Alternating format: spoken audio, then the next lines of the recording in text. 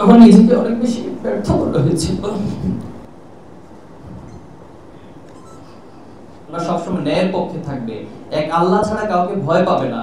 শহীদ পরিবারের মায়েরা বাবারা আমাদেরকে আশ্বাস দেয়। বিশ্বাস করেন, আমরা এই প্রজন্ম ঘোষণা দিচ্ছি আপনাদের সামনে ওয়াদা করছি, আমাদের শরীরের এক বিন্দু রক্ত থাকতে আমরা বাংলাদেশে ন্যায় এবং ইনসাফ ব্যতীত কোনো ফ্যাসিবাদ কায়েম হতে দিব না ইনশাআল্লাহ।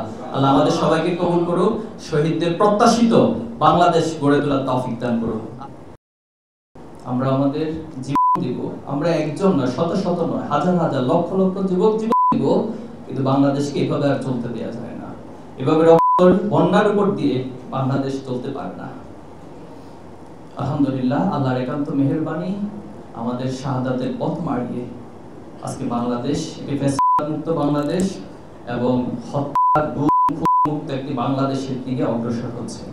আমরা আশা করব অদূর ভবিষ্যতে আর কেউ এই বাংলাদেশ হাসিনার মতো হয়ে ওঠার চেষ্টা করবেন না। হাসিনার মতো মানসিকতা কেউ পোষণ করবেন না। হাসিনার মতো করার মানসিকতা কেউ পোষণ করবেন না। যদি করে থাকেন তাহলে হাসিনার যে পরিণতি, তার চেয়ে ভয়াবহ পরিণতি আপনাদেরকে ভোগ করতে হবে। এবং সেদিন আপনারা প্রজন্মকে দায় দিবেন না। যদি আপনারা সেই একই মানসিকতা লালন করে বাংলাদেশকে পরিচালনা করার চিন্তা করেন, তাহলে এটা আপনাদের সবচেয়ে বড় ভুল হবে, সবচেয়ে বড় বুমেরাং সিদ্ধান্ত হবে। আমি আশা করব একটি সাংস্কৃতিক পরিবর্তনের মধ্য দিয়ে, একটি রাজনৈতিক ধারার পরিবর্তনের মধ্য দিয়ে এই প্রজন্ম যে প্রত্যাশা করে, যেমন বাংলাদেশ দেখতে চায়, যেমন রাজনীতি দেখতে চায়, আগামী দিনে যারাই রাজনীতি করবেন তাদেরকে প্রজন্মের এই চিন্তার সাথে, প্রজন্মের আকাঙ্ক্ষার সাথে বোঝাপড়া করেই রাজনীতি করতে হবে ইনশাআল্লাহ।